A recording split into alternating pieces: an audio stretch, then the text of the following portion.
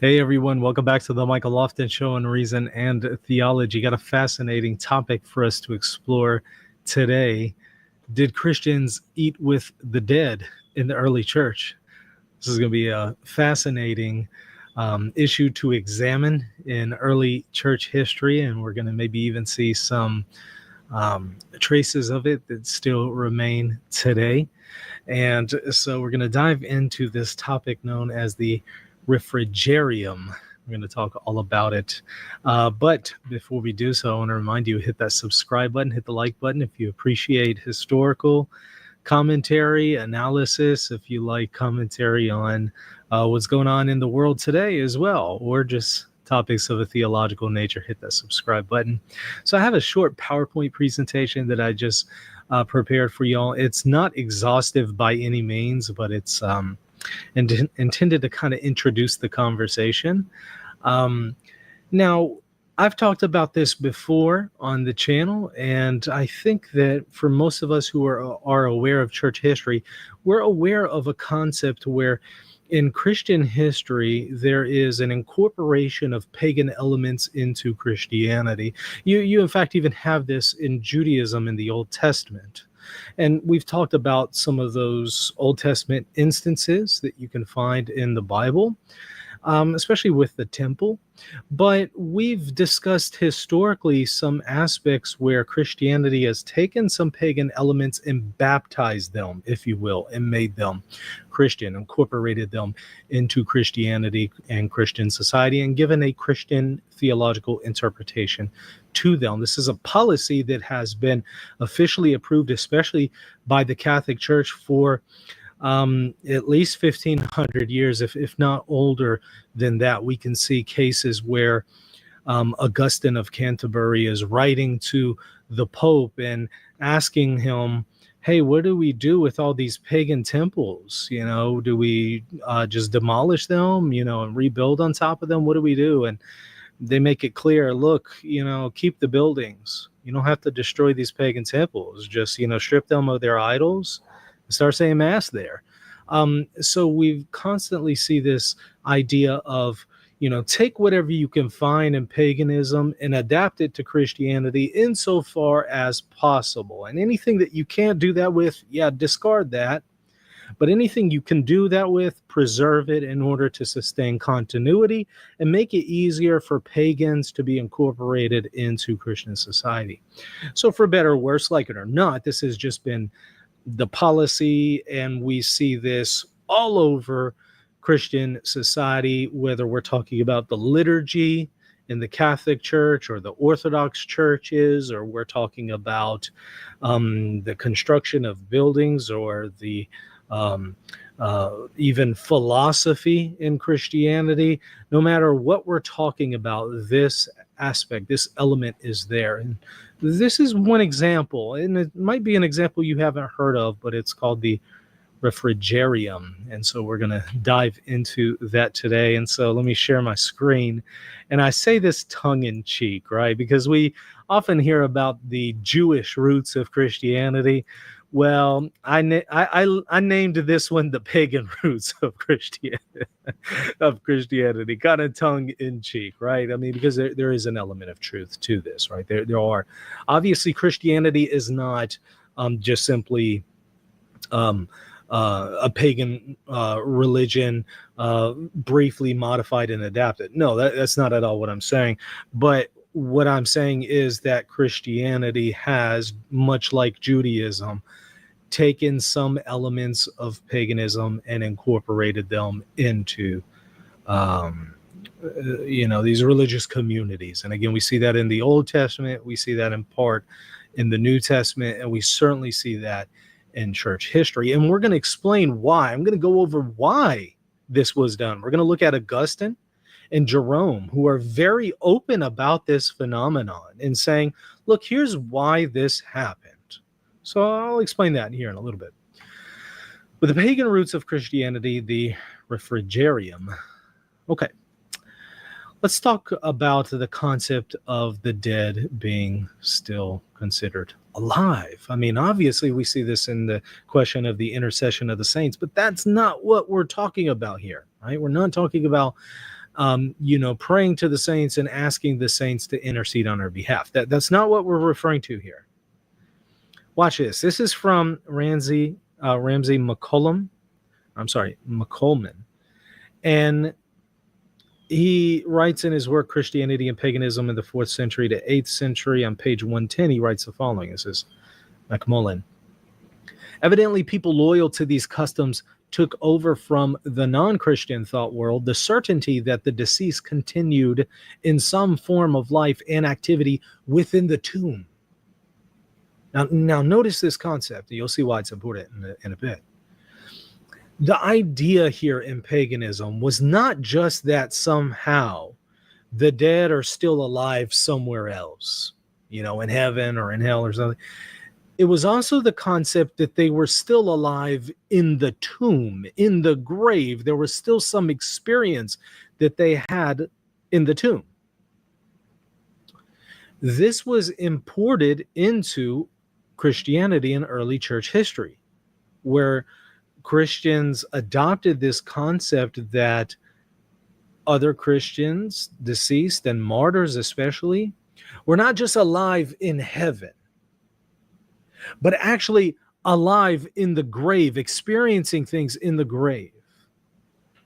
It says, of sanctified martyrs, this is seen to be true in accounts of the early medieval West noted above, but there are various express statements of the same view descriptive of the humble dead as well. The bishops at Elvira, you may have heard of the Synod of Elvira before, in the early 4th century, for instance, advised the faithful not to light candles at tombs, lest they disturb those sleeping beneath. So they believed that if you light the candles near the tombs of the deceased, that will disturb the deceased. Why? Because the deceased are still experiencing life somehow in that tomb. So what you do here on earth, near that tomb or to the tomb or to them in the tomb, will still impact them in the afterlife. The Synod of Elvira, Canon 34, says, candles shall not be burned in a cemetery during the day, for the spirits of the saints are not to be disturbed. So if you have this candle near their tomb, that would disturb them. Those who do not observe this are excluded from the communion of the church. They're excommunicated. So you can see that concept in that canon. Now, as to the refrigerium, it means refreshment. You can probably see that in the word refrigerator, right? It has the refreshments inside. Refrigerium is the Latin equivalent of a Greek term meaning refreshment, used among pagans and early Christians to signify both spiritual solace and the banquet celebrated for the memory of well-being of a deceased person near his tomb. So what the pagans did was, and this was several centuries before Jesus and before Christianity, Greek and Roman pagans would go to the tombs of their deceased loved ones, and they would share a meal with the dead. They would put food and drink in the decomposing body or the skeleton and eat with them. And they would even set up tables and set up chairs where they would imagine that, you know, they're sitting down. The dead is sitting there participating in the meal with the living. Now, this practice was adapted and adopted by the early Christian community and also some Jewish people. But early Christians took this concept from paganism of eating meals with the dead, and they began to do it themselves. Now, the word refrigerium, just meaning refreshment, is used in the Old Testament and the New Testament story of the rich man requesting of Lazarus that he freshen his tongue in Luke 16:24, as well as by St. Paul, who says that Onesiphorus frequently gave him refreshment in 2 Timothy. Likely not a reference to what the pagans were doing here. This is just more in general refreshment. Likely not this elaborate meal. Be that as it may, it is a term that comes up there in the Old and New Testament. Now, archaeologically, we know some things about these refrigerium feasts and celebrations. Early testimonies to the practice are archaeological. We find stone chairs for the deceased in the Roman catacombs. I've personally been to these Roman catacombs, and I've actually seen this concept. This is where I first became aware of the concept of a refrigerium. We went to one of the catacombs, and they started talking about how there were these meals that were taking place here, that Christians were doing, eating meals with the dead. And I'm thinking, well, that's a little different. I knew of masses with the dead, beneath, right above their tomb or something, but I didn't know of like full-blown meals. Although that's interesting, because the Eucharist was originally celebrated in a full-blown meal, an agape feast. Table that for now, though. But I heard of this concept, and I thought, this is interesting. And they were talking about how that came from the Greeks and Romans, and this was a practice that the pagans did. So, elsewhere in the West, we see this, of the 3rd century and later, or sometimes an inscription on a nearby wall making the invitation to the dead explicit. Join in the refreshment, the refrigerium. This is an ancient Roman custom later adopted by some early Christians of holding a commemorative meal for the dead, often near their tombs.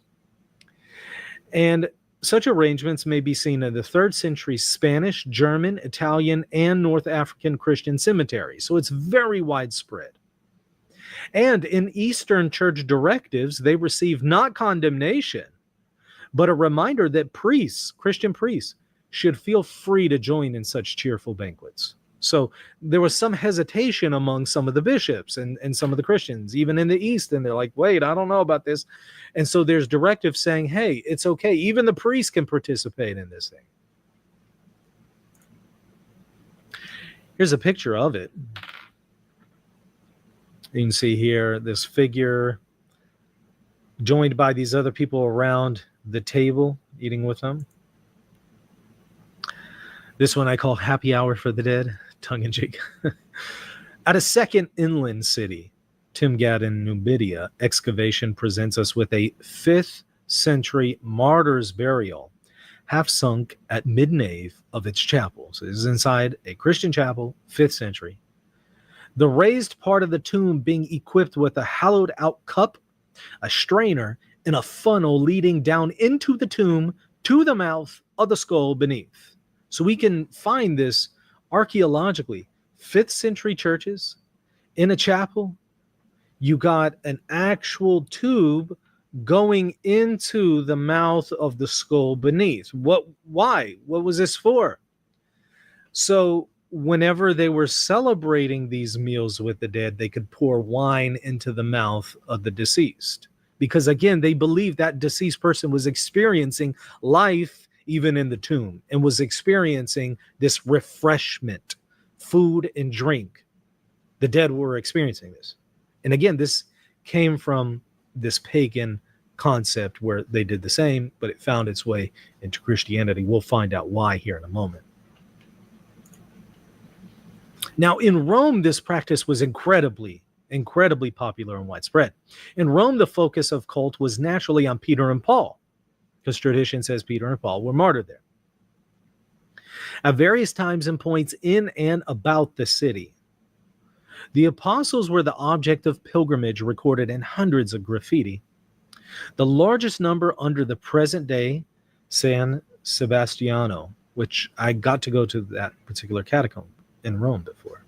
Here, as elsewhere, the faithful acquitted themselves of vows to provide the martyrs with the refreshment of a banquet in return for their favor.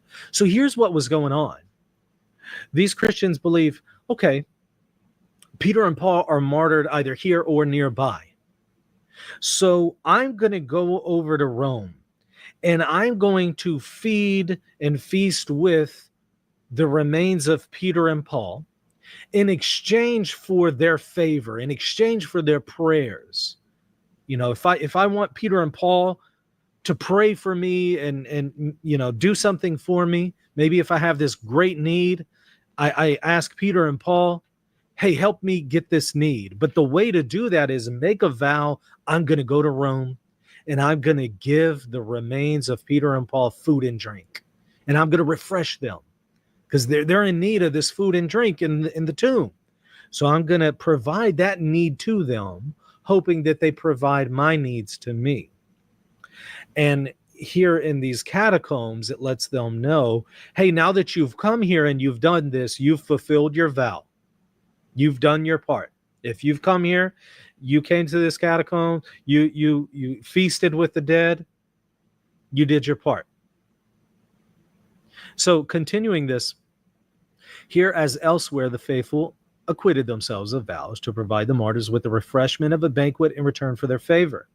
One memorial was pierced to receive the pouring in of wine, while the pair together under San Sebastiano were equipped with a handy dining area and benches. So they had dining areas, benches, places where you can pour in wine and feast with the dead and provide the dead with nourishment and refreshment.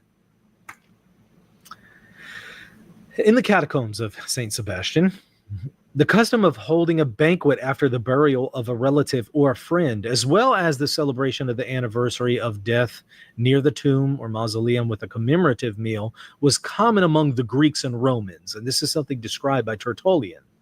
He mentions how this was a pagan custom well before Christianity. It was observed also among the Jews. So some Jews adopted this custom. These are likely Hellenized Jews, right?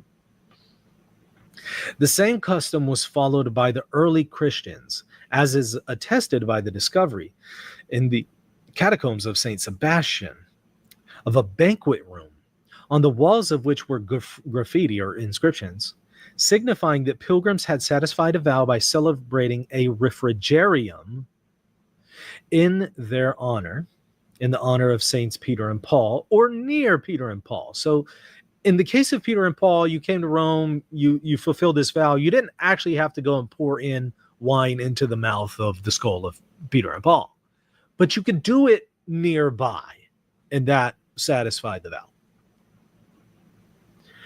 There are also pictorial representations of a refrigerium in several tombs.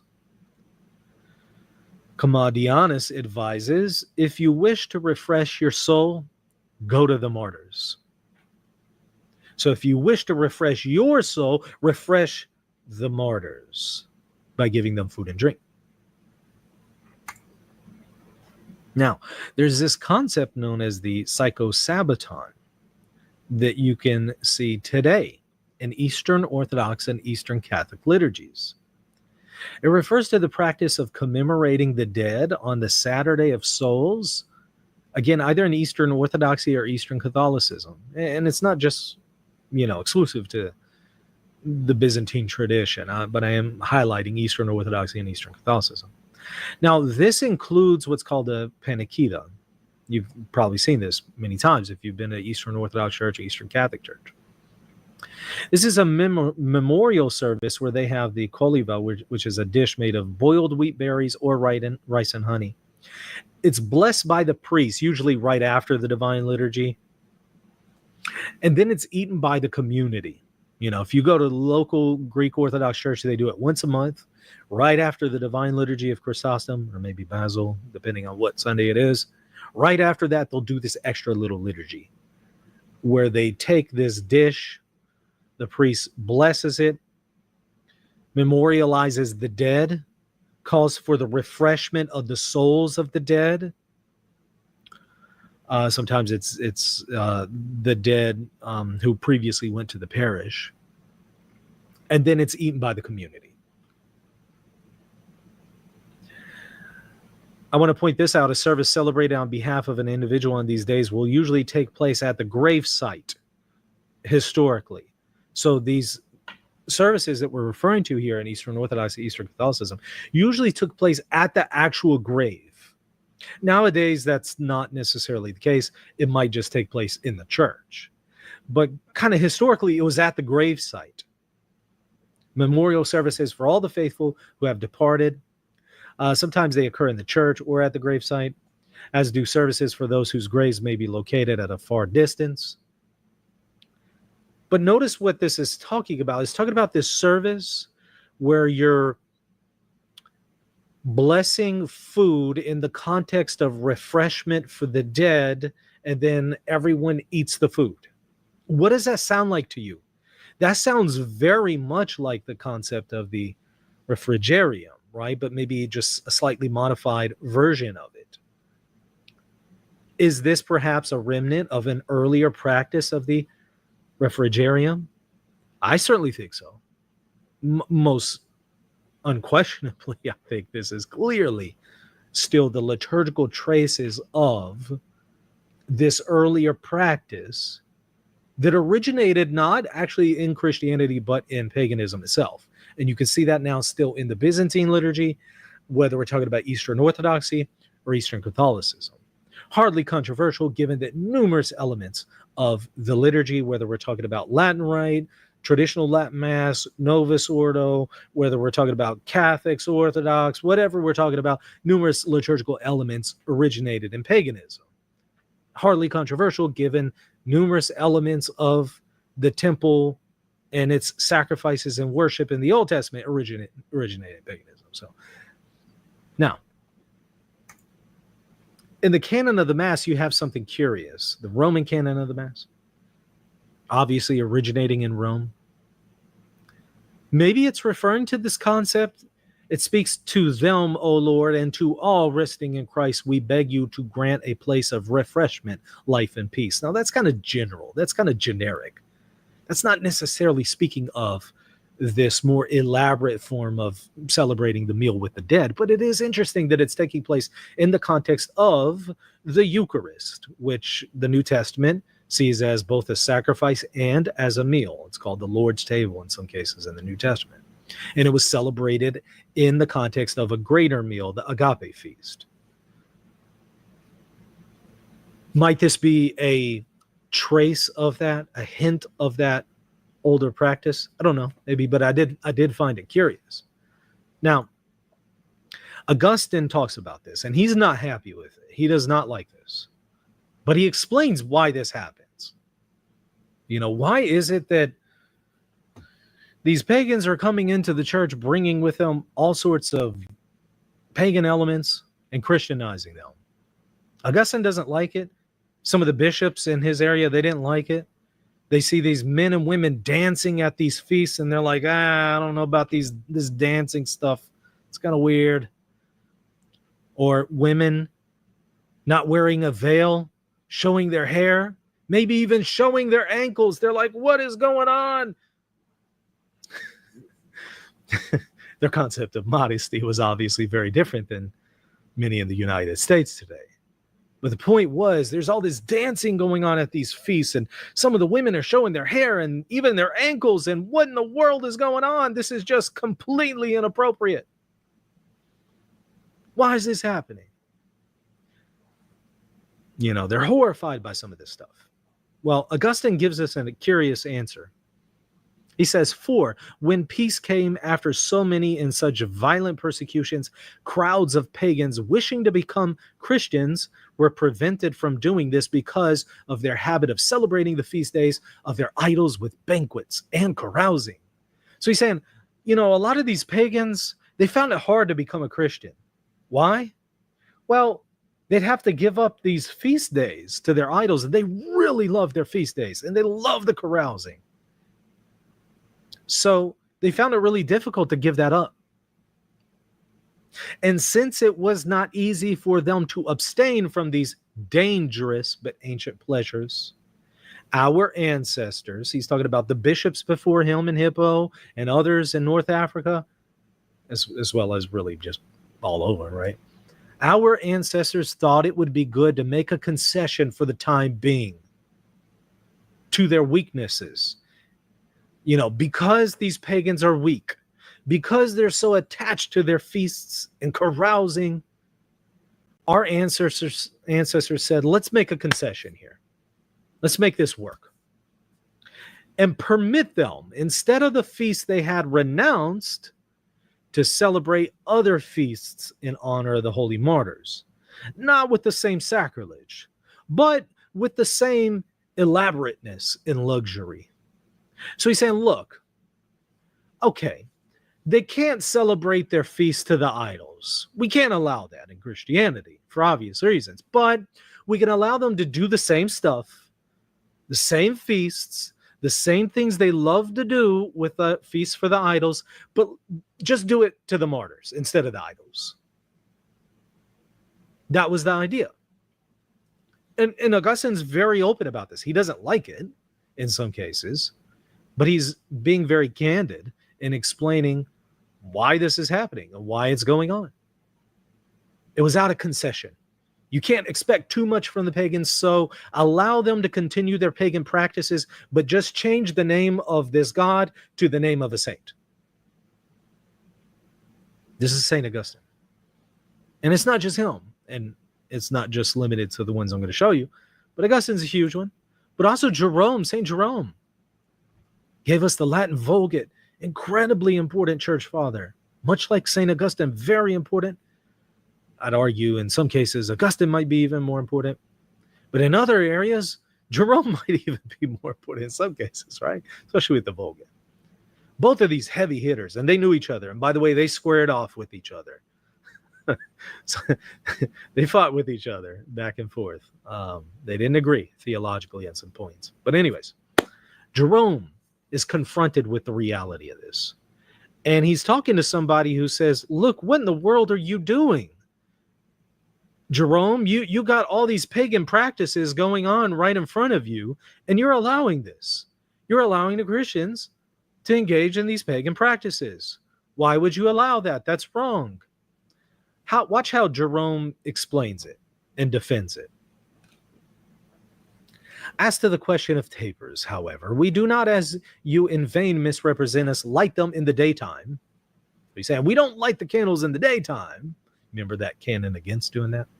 But by their solace we would cheer the darkness of the night and watch the dawn, lest we should be blind like you and sleep in darkness. And if some persons, being ignorant and simple-minded laymen, or at all events religious women, he seems to have thought very poorly here of religious women, right? I mean, if there's some really ignorant people out there like religious women, he would have been canceled today, right?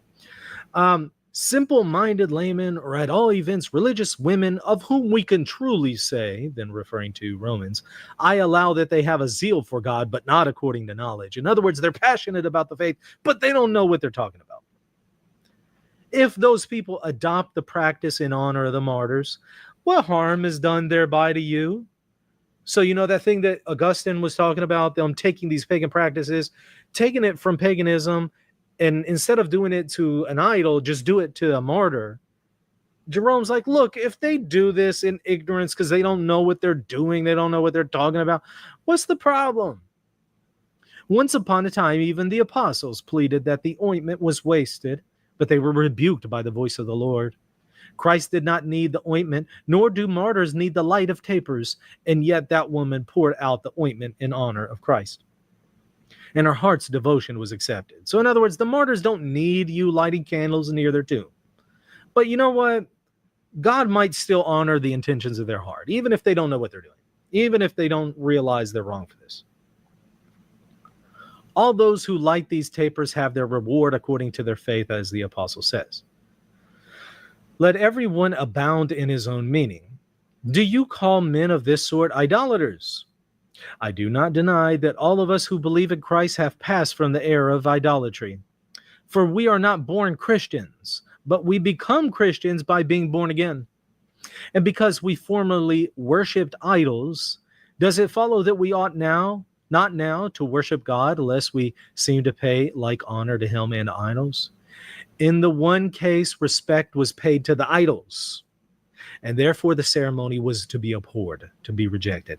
But in the other, the martyrs are venerated, and the same ceremony is therefore to be allowed. So he's outright saying, look, this practice was wrong because it was done to idols. But you know what? As long as it's done to the martyrs, it's okay. So again, it's the concept of taking elements of paganism, even liturgical elements of paganism, and instead of doing it to an idol, doing it to a martyr. Now, let me blow your mind here without getting in too far off track. Is that exactly what the Vatican was attempting to do with the quote-unquote Pachamama controversy? and other elements that you see with John Paul II, kind of taking some of these elements and bringing them into the liturgy, or the Mayan liturgy, or X, Y, and Z, all this stuff that you hear about. Is that what's kind of going on? Well, I find it curious that a lot of people will criticize those things today, especially traditional Catholics criticize those things. But ironically, those things are present in the very liturgies in which they venerate and love. They just don't realize it. And it's right there in church history as a practice. They just don't realize it anymore because they're no longer in that context. Be that as it may, I'm going to share my screen again. An unrelated yet related point. Talking about these pagan practices and how doing something to the body of the deceased still impacts the deceased, but a little unrelated to the refrigerium. I came across something fascinating, because this involves Pope Pius IX, who died in 1878. At his burial funeral, at his burial rites, at his funeral, they placed the coin of Charon on his mouth. Do you know what this is? This is fascinating. They say even the coin for Charon sometimes turned up in Christian burials of the West and East alike, bringing the custom up to the last rites of Pius IX in 1878. What is this? You've probably seen this in the movies. You know how in pagan concepts, you would have, whenever you die, you got to cross this river, and there's this ferryman, a guy who has a boat, who comes up to the shore, and he's going to take you to the other side. He takes you from the land of the living to the land of the dead. You've seen this in numerous movies, right? This is a pagan concept that came from the Greeks and Romans. And so what the pagans would do is, well, that ferryman, he's not going to take you to the other side for free. You got to pay him, right? So what they would do is they would place some coins and money on your mouth when you died, so that you can bribe the guy. It's a coin for Charon. The Charon is like the guy who takes you over. I guess that's how you pronounce him, but Charon. They place it on your mouth, and then you take that coin when you're dead, and you give it to the ferryman, and he takes you from the land of living to the land of the dead. All right, now obviously this is not only a pagan concept, but this is in many ways incompatible with Christianity theologically, right? But you could still see a trace of that as recent as Pope Pius IX's burial in 1878. Why? Because again, Christians, when the empire went from paganism to Christianity, a ton of pagans came into Christianity, as Augustine is saying. And with that, they brought a lot of pagan practices, as Augustine was saying and complaining about, but attempting to explain. And this is one of those cases lasting up to 878. Now, some of those practices still last today in the Catholic liturgy, in the Orthodox liturgies, and even non-Catholic and non-Eastern Orthodox liturgies, and also in elsewhere in Christian society. But this one was fascinating because I wasn't even aware of it. But they placed the coin on the Pope's mouth, so that when he gets to the afterlife, he can bribe the ferryman to take him to the other side. Now, this is obviously completely incompatible with Catholic eschatology and in Catholic afterlife, right? It's just not at all Catholic concept, and is contrary to Catholic tradition and Catholic theology. And yet it's still being practiced. It seems safe to surmise that the people in charge of the Pope's burial were Christians, according to anyone's definition. Well, yeah, I mean, these were bishops and cardinals and so on. In charge of the Pope's burial were Christians, according to anyone's definition. Yet in some corner of their picture of the afterlife could be found beliefs at odds with the picture that would be agreed to by the bishops assembled. In other words, you know, if you really pushed them, they would have to say, yeah, look, this tradition is at odds with Christian theology, but we're still keeping this practice. It's yet another example of how some of those things that were incorporated into Christianity, they did originate in paganism. Now, how much of them can be legitimately assimilated into Catholic theology or, broadly speaking, Christian theology versus are some of those incompatible? That's going to vary on who you talk to. You talk to a Protestant, they're going to say a ton of stuff in Catholicism and Eastern Orthodoxy is pagan and incompatible with Christianity. However, in Catholicism, the response is going to be, actually, no, a lot of these things, yeah, sure, they originated paganism, but, they're compatible and you can assimilate, and there's some good found in paganism, and they can be baptized. And, so it just kind of depends on who you're talking to as far as what can be assimilated, what can't, how you view it. In this particular case, I think everybody can agree this is just completely incompatible with the Christian paradigm of the afterlife. Okay. I do want to offer something for further exploration. Maybe some of y'all can look into. Maybe I'll look into it at some point, but it jumped out at me, and I kind of hinted at this before. There are clearly some connections with the concept of the refrigerium and the agape feast, which is the earliest setting of the Mass, the Eucharist, the celebration of the Eucharist. Additional work should be done in demonstrating points of both continuity and discontinuity between them. I think you'll find both. I think you'll find some elements that are in continuity and some that aren't.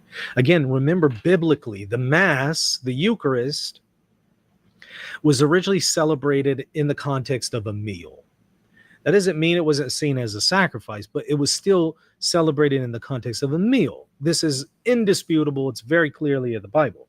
That's why the Protestants tend to highlight and focus on the Eucharist as a meal as opposed to a sacrifice. Of course, from the Catholic perspective, it's a both and. For Eastern Orthodox perspective, both and. From the biblical perspective, I think you can argue it's a both and. You have elements of both. Now, you might have an emphasis on one as opposed to the other, but I think they're both present. Be that as it may, it takes place in the context of this meal where they're actually eating a ton of food, bread, wine, and stuff, and then participating in the Eucharist at some point. Paul speaks about this in 1 Corinthians. Obviously, there's some application here with the refrigerium because this is a meal being celebrated not only in community, but also in fellowship with the saints. Because the Mass is not only something that takes place on earth, it's in fellowship with all of those in heaven as well. Clearly, there is some connection between that and the refrigerium. That doesn't mean that the Mass came from the refrigerium. That's not what I'm saying.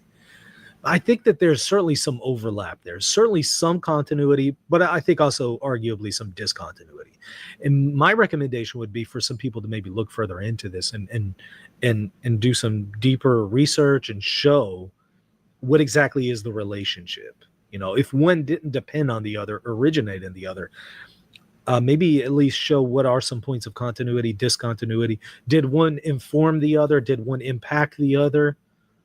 I think that would be a fun thesis to explore. So anybody out there wanting to write a thesis or something, there you go. I just gave you an awesome topic. So, all right. Anyways, like I said, it was a short presentation, not exhaustive, but I wanted to bring it to your attention because I did think it was fascinating, and I'm probably going to do it this as one of other in a series of other videos on the pagan roots of Christianity. Again, tongue in cheek, I have to say that, right? But like we have the Jewish roots of Christianity. I think I might do a series called the pagan roots of Christianity because I think people often don't realize how much of some elements in the liturgy and in just Christian life are informed by pagan society. I don't think they realize that.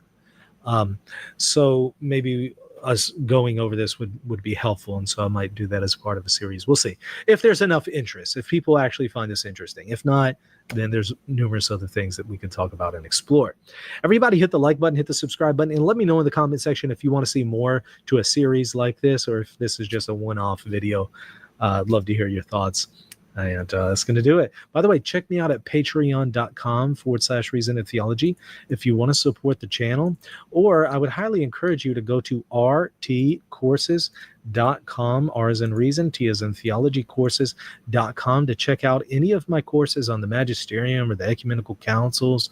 Go and check that out and consider exploring some of those courses, as well as some of the free resources that I have available here. I think that you'll find them very, very interesting. Okay, that's going to do it for today. I'll see you later.